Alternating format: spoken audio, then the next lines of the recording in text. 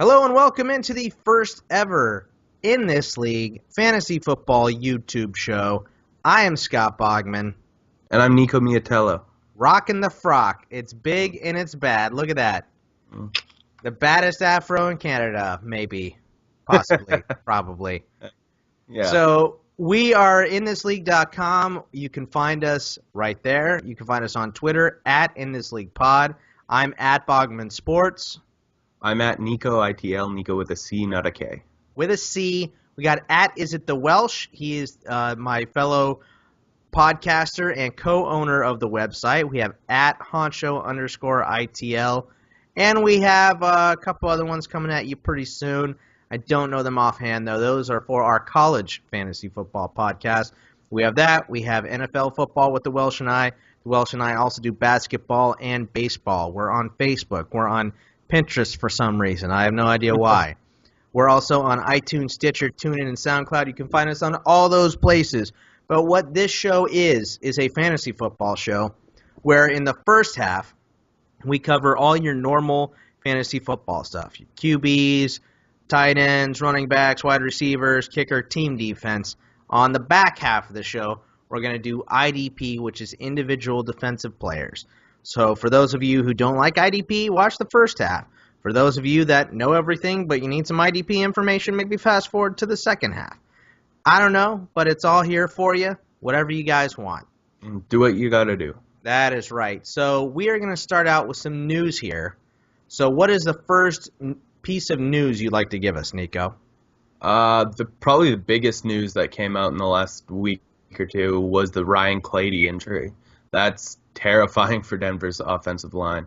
You want Peyton Manning, who's, I believe, just had his 104th birthday, with no blindside protector, which that's terrifying. Yeah, that's really not good. You know, he's going to see a lot of Justin Houston this year up in his grill, especially if they decide to start Monty Ball. And, he's not a very good pass protector for sure. They've had bad luck. They lost Hewerman, too. Yeah, the ACLs just do not work in the high altitude, apparently. Don't drink the water in Denver, that's for sure. How about this Adrian Peterson rant? Tell us about that. What happened there? He went crazy. He wanted to fight every member of Minnesota's front office. With sticks. As long as they had sticks, it's okay. Yeah, and apparently everyone else in the league, too. He wants all players' contracts guaranteed, and that's never going to happen in the NFL. Yeah, well, there's certain things I want with Kate Upton, but I'm never going to get those either.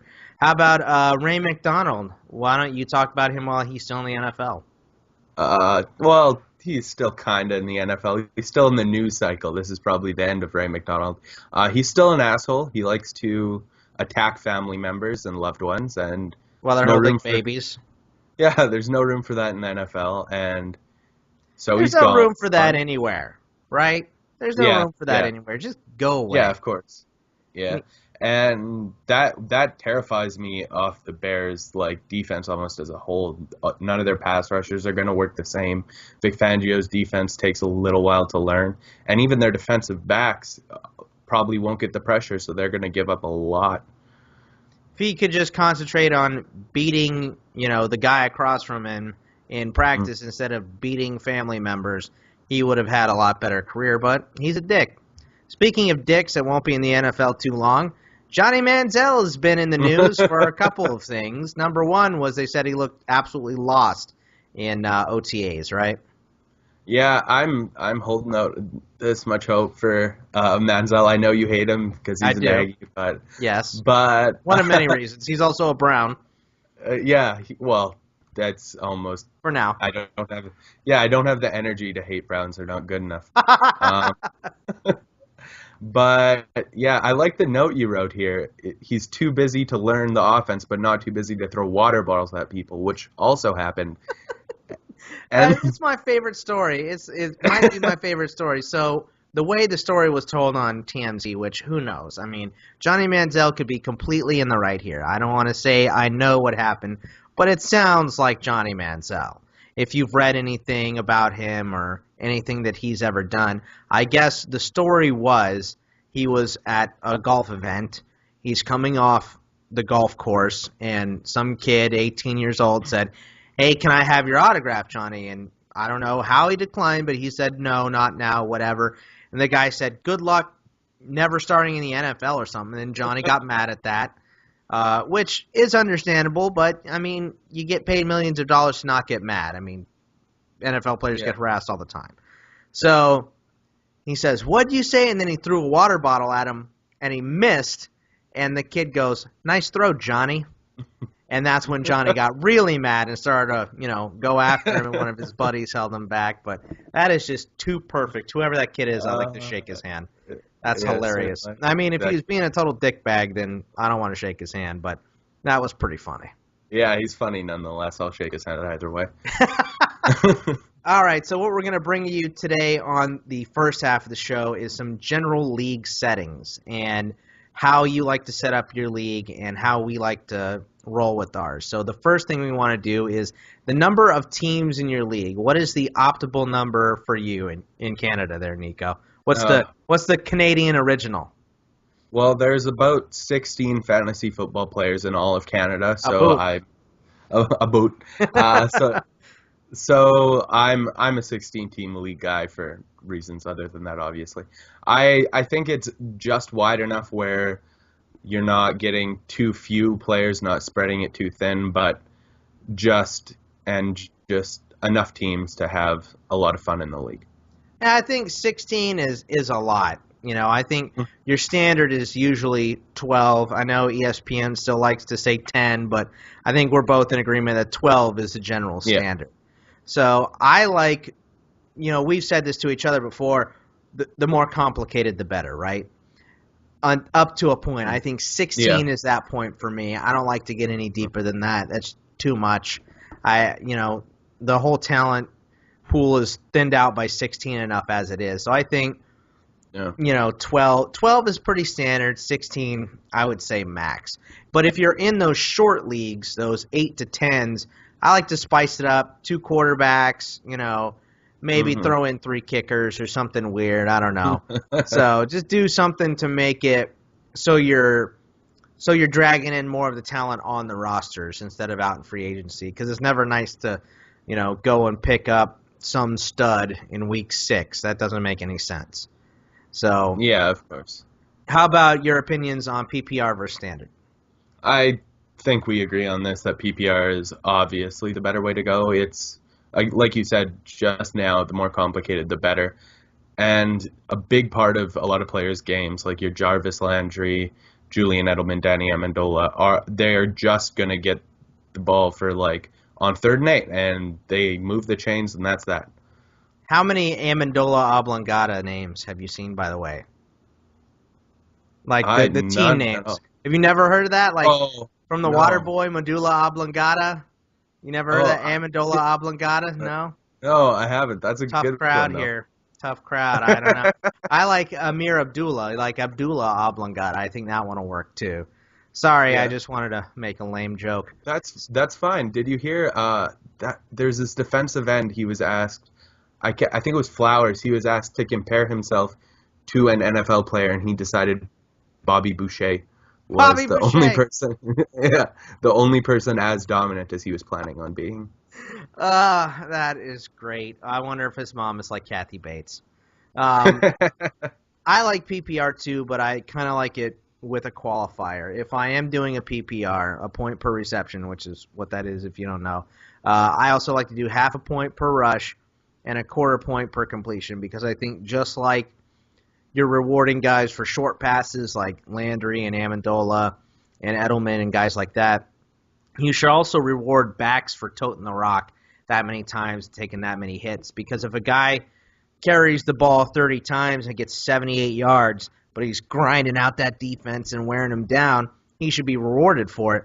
Just like a quarterback who completes 25 short passes and keeps the clock rolling and the chains moving should be just as valuable as a guy who throws for the same amount of yards but does it on 5 or 6 passes.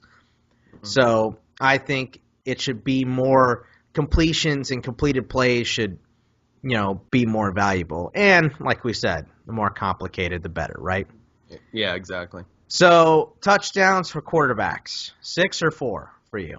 Yeah, it's got to be 6 points. It has to be 6 points. That's how much a touchdown is worth. Right. It's 6 Right. points. So why make it 4 just because they're going to score more of them? Yeah, I think that drags everybody back down, and it makes quarterbacks pretty much useless. I mean, quarterbacks are what run the NFL, and they're the most important player on the team. So why wouldn't they get just as much as any other position for their scores? Never made sense to me. So I always do 6, and I think that makes the quarterbacks way more valuable. And a lot of them go in the back end of the first round, maybe the second round.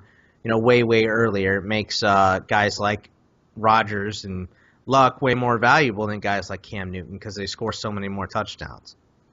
Yeah, of course. How about increased points for team defense? I understand that. I've never been one to play with team defenses almost period, so I don't get IDP elitist. yeah, No yeah. team defenses for me ever. I'm sorry. I look down on you. Sorry, go ahead. Well, yeah, I don't know. Team defenses aren't ideal for me, but they have to have a part in the game if you're going to play with them. So I'm for increased points.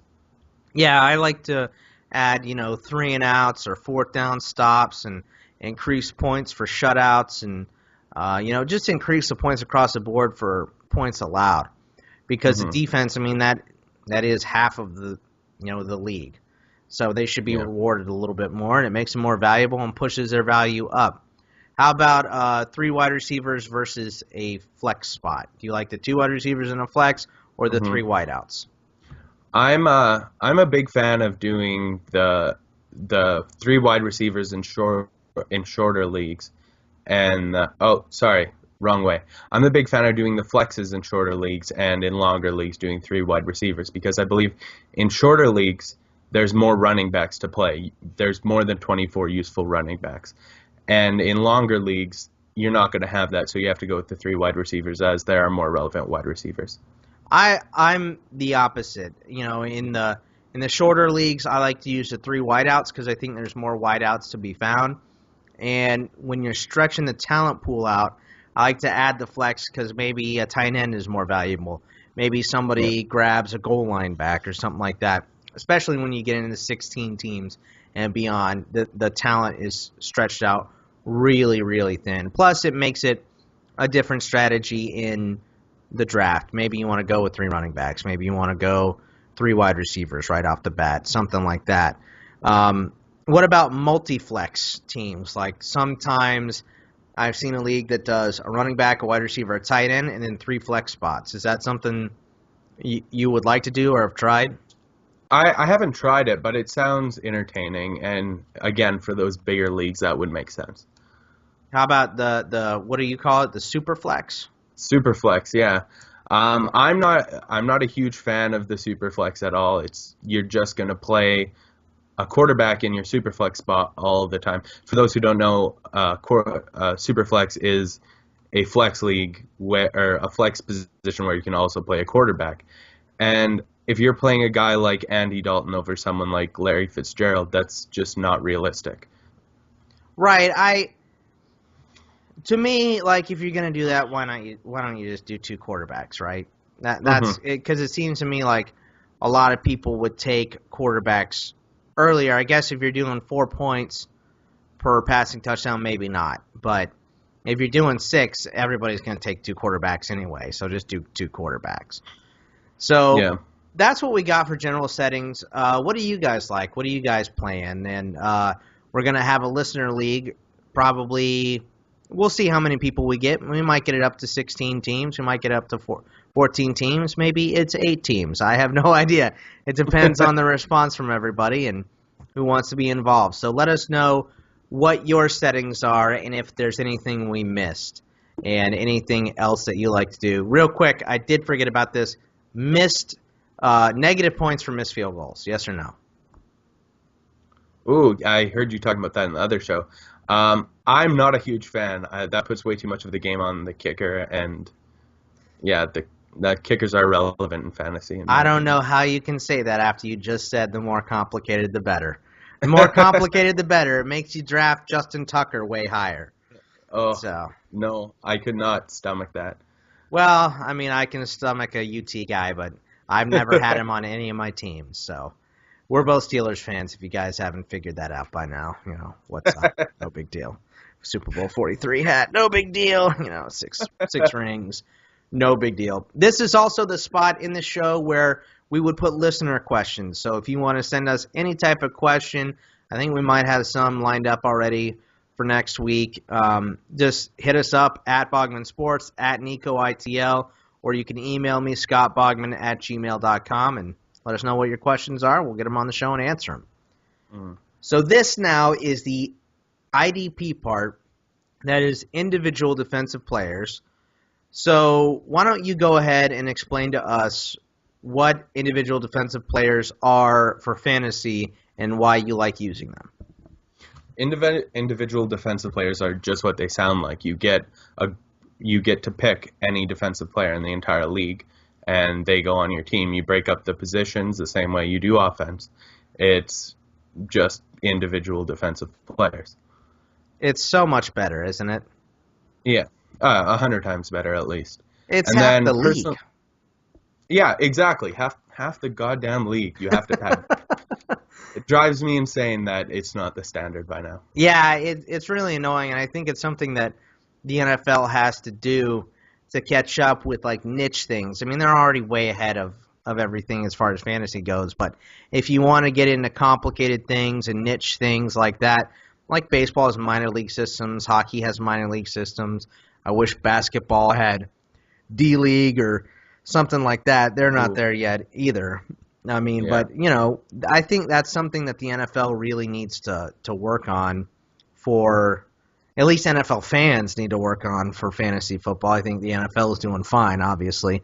But yeah. I think if this becomes more the standard, it'll become more fun. It's just, I know sometimes it's a longer draft, and since football has so many casual players, some people don't want to do that, but they don't have to do that. But, we're totally into football. We love watching all the games and all that stuff, and if you do too, you should be doing individual defensive players. So tell us about your personal experience in it. Why do you like it so much? Besides being an IDP elitist and, with your green shirt and your pop collar and all that good stuff, I think we should make this green shirt, I think, should be an every show shirt, right? I'll definitely consider it. Yeah, let us know what you think about the green shirt, and if that should be involved in every show. What color would you say that is? What is that, mint? I know 16 colors at best, so this is green. All right. So Nico's colorblind. We know that. Yeah. Personal experience. There are other colors in the closet, though. So there's blue. There's red. There's orange, there's pink, there's everything. Oh, man. So, come on, you're a dude that wears pink? I certainly am. My room is pink. I'm a very I see a bit of the pink, like, were you really supposed to be a girl or something? I mean, you never know. You never know. Oh, Canadians are accepting of all kinds. As I am. I just think it's funny to make fun of people. But anyway, tell us about your personal experience with individual defensive players.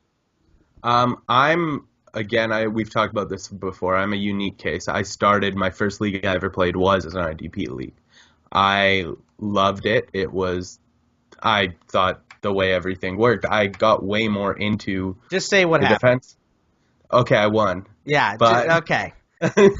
But I got way more into the defensive side than the offensive side. The defensive side is the reason I won. The defensive side is what I was looking into every year. And then it wasn't until after the season that I started to learn that team defenses were the standard, which you were what is this? This is nonsense.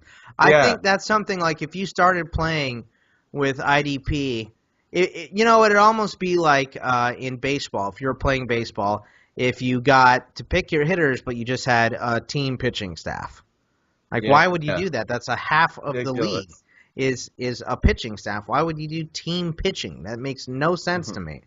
So I'm with you. I love IDP. It's my preferred way to play for sure. Yeah. Like you said, it's half the league, half the star players are defensive players, and you get to watch them every week. You get to check their box score instead of just seeing how many rushing yards a guy had or how many touchdowns your QB had. It just makes it more fun. I think one of the problems hampering IDP across all formats is that there's not a unified scoring system. What is the best way you think to score for individual defensive players? This will work twofold because of that listener league you mentioned earlier. I have all the categories that we'll be using there, so people can study ahead of time. There you go. So I'm a single point for tackle, half point for assist guy, as I'm sure everyone is. You've recently converted me on the idea of interceptions and sacks and that sort of stuff. So I'm going 4 for interception, 4 for fumble recovery, 3 for fumble forced, and 3.5 for sacks, because to me they're still a ridiculously important play. Okay. I'm with you on that, and I think the turnovers have to be another point because you give the ball back to the offense. You keep the team from scoring. I mean, you could get a sack on a play, and an 80-yard touchdown could be thrown on the very next play. So I think when you're taking the ball away, it deserves that extra point. But go ahead. That makes sense to me. Defensive touchdowns are obviously 6 points, and passes defended for 1. And I'm struggling between a point or a 1.5 for tackle for a loss. Yeah, I'm pretty flexible on that. I give the extra point because you're already getting the point for the tackle, so it's a 2-point play. It should really be a 2.5-point play if you knock a guy back at the line of scrimmage. I mean, maybe. It makes defensive tackles way more valuable, I guess. I guess maybe a little more valuable. They don't have much value. But how about the big one that you keep going back and forth on, the safety or block field goals? I think they're such momentum swing plays. I give them 10, and they're super rare too. What are your thoughts on the safeties and the block field goals? See, I wanna be there with you. This is a huge, probably the biggest debate in IDP scoring is this specific one. I want to be there with you that they're a 10-point play, but are they really? Would you really rather have a block field goal than a touchdown if you had a choice? And that's where it makes me struggle. So I'm awarding them at 10 points right now. I think that's probably where it should be, but it gives me pause. Yeah, I think the block field goal is just so much more valuable because, I mean, if you're putting 4 for the ball turning over, and you're taking 3 points away by blocking the field goal, that's 7 there, and your team usually. I think the other 3 points are the momentum. I think on a lot of block field goals, the game completely changes. It's not on all of them, but on a lot of them. Especially, it's worth more than 10 points if you block a field goal at the end of the game when you're up by 2 points because you've just won your team the game. That's worth more than a touchdown. So I think that maybe if they had like a game-winning block field goal, that should be worth 25 and the rest should be worth 7. You know what I mean? But they don't have that, so I think 10 points is pretty standard across the board. You can make the same argument there for interceptions, though. So if I got a pick to end the game, then it should be worth 100 points. But right, I don't know. I don't know. Again, I am with you on the safety / block field goal debate, but it gives me a little bit of pause. Yeah, let us know what you guys think about that for sure. And this I wanted to go over pretty quick. Well, maybe not pretty quick because you're talking about him, but J.J. Watt. Just explain to us why he is so much more valuable than every other defensive player. He is the best player. Well, I think he's the best player in the world right now. Best football player. Pretty close, if he's not. Yeah, you can make the argument for Aaron Rodgers, but I give the edge to J.J. Watt. He does things that no one's ever seen before. You go to Pro Football Focus, they had to change their scale to grade him properly. He is the best player in the game on the defensive side in IDP by far. He gets lots of sacks, passes defended from a defensive end spot. He does everything, and now he catches touchdowns in the end zone too. So, yeah, he's pretty incredible. Where would you suggest if somebody is drafting today and they're just starting IDPs, where should they be taking J.J. Watt? This is where I lose a lot of people, but he is a borderline first-round guy for me, which I know seems ridiculous, but he is better by 130 points, better than every other IDP. If there was a running back who was 130 points better than every other running back, we would take him first without a question. Yeah, you're right about that, but I think the reason that you won't is because J.J. Watt is still, even though he's 130 points better than the next defensive player, he's still about 120 points behind the best offensive player. So, if the way when I looked at it, and I looked at the scoring on the offense that I did last year, and I did the point per reception, half point per rush, quarter point per completion, with all of that stuff, J.J. Watt was a middle fifth-round pick. And maybe if you're doing IDPs, you bump him up one round, I would say. So for me, J.J. goes in the fourth. And that's if you look around and there's really no other offensive player that you really, really want. Because I think you can make up J.J.'s points if you don't take him and then you take two middle linebackers, two high-end middle linebackers. Maybe you take, Posluszny and Kiko Alonso back-to-back. That's pretty solid, too. But it's harder to make up from Jamal Charles to Shane Vereen. You know what I mean? So that's why I would put him not in the first round and, closer to the fourth. But we'll have plenty of time to argue about that stuff. Certainly. So I want to get into position values for individual defensive players so everybody can know. This is kind of like a crash course. So tell us about defensive end versus defensive tackle. Okay, well, you almost want no defensive tackles on your team unless their name's Aaron Donald. Don't draft them. If your league has a defensive tackle spot, which I very much say you should not, you just have defensive line, then wait, hold on. Cuts. They shouldn't have a defensive tackle spot. I thought we just agreed. The more complicated, the better. Yeah, but I don't want to roster Vince Wilfork. You don't have to roster him. You can take Aaron Donald. Okay, yeah. But it's only him. It's a bunch of guys who are going to put up goose eggs all year, and then one game they're going to get you 16 points and win you the week. Yeah. So I'm not. Maybe they were 10 points. Yeah. Sorry, go ahead. Yeah, I'm not huge on that kind of stuff. Defensive ends get after the quarterback more. They tackle more. They break up passes. They get sacked. They even sometimes intercept the ball. Well, I guess Vince Wilfork does that too, but yeah, and then he flattens it, but it was probably already deflated. So okay, so defensive ends, I mean, they're just they have to shred less blockers, they get to more ball carriers, they get to the quarterback more. It's pretty obvious. How about inside linebacker versus outside linebacker? This is more of a debate. There's so much. Usually, the inside linebacker in a 4-3, for the most part, is going to be your best IDP. J.J. Watt, special case, of course, but that's the guy who's usually going to score the most in the leagues. The inside linebackers in 3-4 are good as well, and same with the open side linebackers in the 4-3.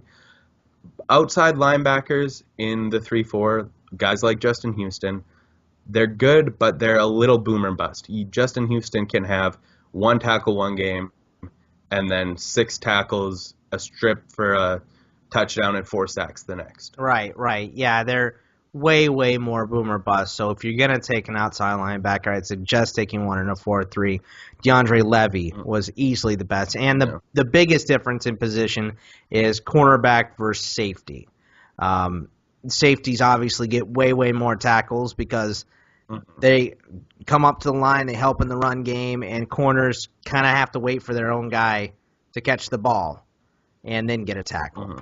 they get pass defended, and I will say that the more the league pushes towards throwing, the better cornerbacks become in IDP because they're getting more opportunities to make tackles. Are there any guys like, a couple years ago, Darrelle Revis he had no value in IDP because no one would throw at him. Is there anybody like that right now? I would say Richard Sherman's like that for sure.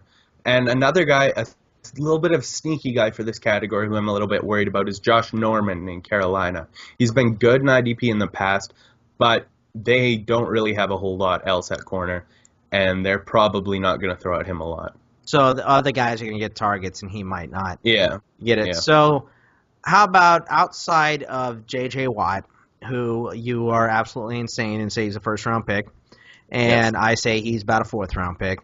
How about other players? How would you weigh them in a draft or in an auction? Probably the next guy you're going to see going is Levy or Levante David, and I see them going in a draft late 5th, early 6th. And those are the upper echelon middle linebackers. Yeah.